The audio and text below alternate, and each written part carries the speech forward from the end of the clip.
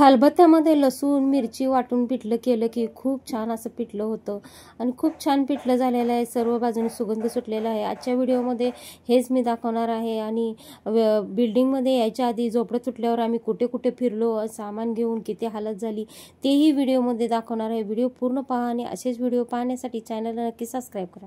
आपलं घर ते आपलंच असतं हे आमचं घर तुटल्यावर मला कळलं. अगदी 40 वर्ष आमच्या सासूबाईंनी त्या जागेला काढलेले.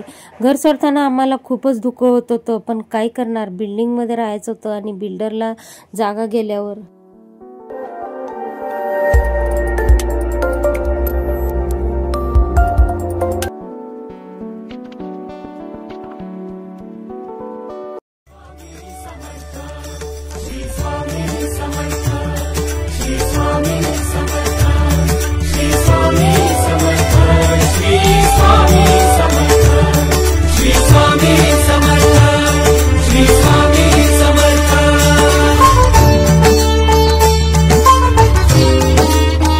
हाय हॅलो नमस्कार, मी जयश्री स्वागत करते पुन्हा एका माझ्या छोट्याशा न्यू व्लॉग मध्ये. कसे आहेत तुम्ही? मजेत ना? मजेतच असायला हवेत. आणि श्री स्वामी समर्थाच्या कृपेने तुम्हाला आजचा दिवस अगदी आनंदात, ऐश्वर्यात आणि खूप छान असा जावो. तर 8-10 दिवस पूजा केली नव्हती, प्रॉब्लेम मध्ये होती. तर आता म्हटलं थोडंसं सगळं साफ मंदिर वगैरे करून घ्यावं.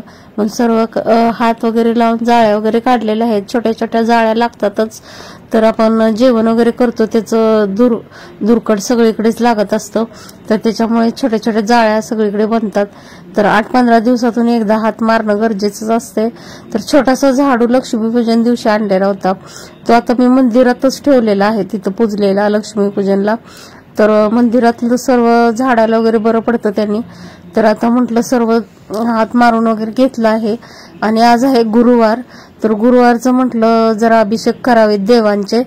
तर दुधामध्ये थोडंसं मध वगैरे टाकून घेतलेलं आहे आणि छान असं देवांना सगळ्या. तर आता पहिला मूर्त्या धुवून घेत आहे देवांच्या. म्हणलं आधी देवांच्या मूर्त्या सगळ्या स्वच्छ धुवून मग अभिषेक करावा. मग पहिला म्हटलं मंदिरातले देव सगळे धुवून घेतलेले आहेत. आता स्वामींची मूर्ती घेतलेली आहे आणि स्वामींच्याही मूर्तीचा अभिषेक म्हटलं आज गुरुवार आहे आणि 10-12 दिवसानंतर पूजा करते. तर आपण आठवड्यात एकदा किंवा 2 वेळा तरी अभिषेक झाला की घराला अगदी सर्व घराला शांतता, गारवा आणि खूप छान असं वाटतं. आणि देवही आपले चांगले प्रसन्न होतात. आंब्याचं भांड घेतलेलं आहे आणि स्वामींना त्याच्यामध्ये ठेवलेलं होतं. तर त्याच्या खाली आधी स्वामींना ठेवण्याआधी तांदूळ वगैरे, तर तांदूळ ठेवायचे. तर असं स्वामींना आधी पाण्याने छान असं स्वच्छ मूर्ती साफ करून मग दुधाने त्यांना हे घातलेलं आहे. दुधाने 10 ते 11 वेळा चमचे हे केलेला आहे अभिषेक त्यांच्यावर. तर स्वामी समर्थ स्वामी समर्थ म्हणत असं मी हे केलेलं आहे. हिना अत्तरही लावलेला आहे आणि अष्टगंधही लावलेला आहे, टिळक. आणि स्वामींना छान असं पुसून घेऊन हे सर्व केलेलं आहे. मग स्वामींचे वस्त्रही घातलेले आहेत, बघू शकता, शॉल, फेटा. आणि ही फेटा मला खूप आवडतो स्वामींचा. तर माळ ही घातलेली आहे. स्वामींचं छान असं आसन पुसून घेऊन त्याच्यावर स्वामींची मूर्ती स्थायित केलेली आहे, स्थापन केलेली आहे. आणि बघू शकता खूप छान अशी पूजा झालेली आहे. मन खूप प्रसन्न झालेलं आहे आणि खूप असा आनंद होतो पूजा वगैरे करताना. आणि स्वामींचा फोटोच बघितला की आपल्याला खूपच मन प्रसन्न होतं. आमचं घर तुटलं तेव्हा आम्ही खूप ठिकाणी देवांना घेऊन फिरलेलो आहे. आता एक जागेला स्थायिक झालेलं आहे. मंदिर पण घ्यायचं आहे मला, चांगलं असं मोठं मंदिर, ते नवीन आलेलं मंदिर. तेव्हा दादरचा सर्व एरिया आम्ही आसपास घरं घेऊन भाड्यानं राहिलेलो आहे. बिल्डिंग मध्ये सुखानं आलेलं नाही, खूप वर्ष भाडं. स्वामी समर्थ स्वामी समर्थ स्वामी समर्थांची आरती जरी आपल्याला जमत नसेल तर टीव्हीवर वगैरे लावू शकतो. तर आपल्याला कॉपीराईट लागेल म्हणून मी आवाज हे केलेला आहे त्याचा. आणि धूप दीप खूप छान अशी पूजा माझी झालेली आहे. आणि धूपही बघा मी लावून घेतलेली आहे. छान अशी पूजा झाली की खूप मन छान प्रसन्न होतं. घर तुटलं तेव्हा आजीचं माझं सामान एकत्र झालं, कारण मी चाळीमध्ये राहत होते, आजी झोपड्यामध्ये राहत होती त्यांच्या घरात. तर तेव्हा खूपच हालत झाली खराब आणि सामान घेऊन आम्ही कुठे कुठे फिरलो. आजचा तर वार स्वामींचा आहे, गुरुवार. आणि छान अशी पूजा केलेली आहे. तुम्हीही कशी पूजा करता तेही मला कमेंट्स मध्ये जरूर सांगा. तर बघू शकता अजून स्वामींचं मी काही एवढं हे केलेलं नाहीये, करायचं आहे खूप काही. आणि हे बघा इथं आजीला खायचं होतं पिठलं आणि भाकरी. तर छान असं मी म्हटलं आज आजीच्या म्हणजे कसं असतं बघा, आता आपण तरुणपणी आपल्याला काय पाहिजे ते आपण करून खाऊ शकतो. तर म्हाताऱ्या माणसाला कसं एवढं असं खाऊ वाटलं तर आपल्याला, तरीही मी आजीला रोज विचारते तुम्हाला काय खायचंय काय नाही. तर आजी आज बोलली मला पिठलं आणि भाकरी खायची आहे. तर तसं आजीला एवढं काही जेवण पचत नाही म्हणून नॉर्मल थोड्याच मिरच्या घातलेल्या, 2 मिरच्याचे तुकडे करून घेतलेले आहेत आणि छान असे भाजून घेणार आहे.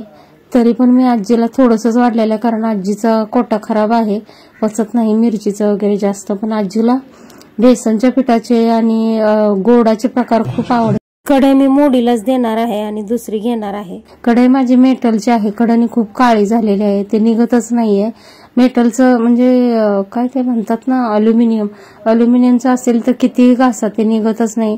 आता मला वाटतं पूर्ण मध्ये पण काळं होतंय की काय, कारण किती पण जोर लावून घासलं तर ते निघत नाही. आणि असं बघा हे सगळं वाटून मिश्रण घेऊन कढीपत्ता तेलामध्ये टाकून छान असं गावरान पद्धतीनं माझी आई अशी बनवायची पिठलं. तर ते मी तशा पद्धतीनं करायला ट्राय मारलेला आहे, पण एवढं काही जुन्या माणसांच्या हाताचं जमत नाही आपल्याला. तर तेल कडून दिलं, छान असं जिरे वगैरे टाकलेले आहेत आणि छान असं कडून घेऊन हळदीचं थोडंसं एक अर्धा स्पून मी घातलेला आहे. स्पून माझा मोठा आहे तर प्रमाणात मी जेवढं करायचं आहे तेवढं करून घेतलेलं आहे. पोरं काही ईशान शुभम पिठलं खात नाहीत. तर हे बघा असं वाटलेलं लसूण, मिरची आणि थोडासा जिरं, लसूण आपल्याला टाकायचं, आलं असेल तरी आपण टाकू शकतो आणि असं छान बारीक करून घ्यायचं मिक्सरमध्ये. पहिल्या बायका मिक्सरमध्ये घ्या किंवा खलबत्ता असेल तर खलबत्तामध्ये घेऊ शकता. तर असं छान असं भाजून घ्यायचं आहे आणि फोडणीला घालायचं आहे. तर छान असं पाणी आपल्याला प्रमाणात ओतायचं आहे, केवढं लागेल तेवढं पिठलं. तर आता नंतर मग याच्यामध्ये पीठ पण वैरू शकता. तर माझी आई पीठच वैरायची, तर मला काय एवढं म्हणजे असं पिठाचं गाठीच होतात, जास्त हलवायला लागतं म्हणून मी वाटीमध्ये बेसन टाकून पाण्याने गाठी फोडून घेतलेल्या आहेत. आणि आता उकळी येऊन देऊन थोडंसं शेंगदाण्याचं कूट 2 ते 3 स्पून मी छोटे घातलेले आहेत. छान लागतं शेंगदाण्याचं कूट घातलं की. आणि हे बघा बेसनच्या गाठी सर्व अशा फोडून घेऊन, बेसनचं पीठ वैरायला पण खूप वेळ लागतो त्याला. तर टाइमशीर बनवायचं असेल तर पीठही घालून वैरू शकतो आपण. तर हे असं पण केलं तर काही हरकत नाही. तर सर्व गाठी अशा एवढा वेळ लागत नाही. आणि बघू शकता छान असं सुगंध सुटलेला आहे सगळीकडे. आपण ताजा मसाला बनवला ना खूप छान असं पिठलं बनतं.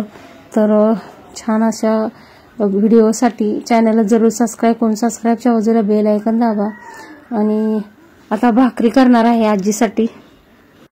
पिठलं एकीकडे शिजत ठेवलेलं आणि भाकरी एकीकडं करत आहे मी. तर पीठ असं चाळून घेत आहे भाकरीचं पीठ जरा गावावरून मावशीने दिलेलं, म्हणजे आजीच्या बहिणीच्या मुलगा आलता, भाचा आलता, तो पीठ घेऊन आला. आजीला कसं इथलं पीठ किती पण चांगलं दळून आणणं काय ना काय फळ निघतो, चव वगैरे लागत नाही ज्वारीच्या पिठाला. तर आजीच्या भाचा घेऊन आलेला, तर छान असं भाकरी होत होत्या. काय पाणी वगैरे गरम करून घालण्याची गरज नव्हती.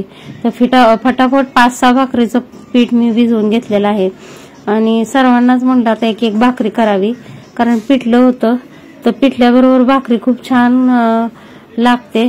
तर तुम्ही कोणती तांदळाची भाकरी करता का ज्वारीची, तेही कमेंट्समध्ये जरूर सांगा. आणि माझ्या भाकरी बघा मी काय कधी नव्हती भाकरी करते, तरी पण ट्राय केलेल्या आहेत. तर काही एवढ्या छान झालेल्या नाहीत. परत किचन वगैरे सर्व काही हात मारून घेतलेला आहे. भाकरीमुळे गराडा खूपच होतो किचन मध्ये. तर आता छान अशा जाळावर पण भाजून घेतलेल्या आहेत गॅसच्या. आणि बघा आजीला आता मी वाढायलाच लागलेले आहे. तर आजीला विचारतो खूप छान पिठलं आजीला आवडलेलं आहे. ते काही मी व्हिडिओ बनवू शकले नाही आजी खाताना.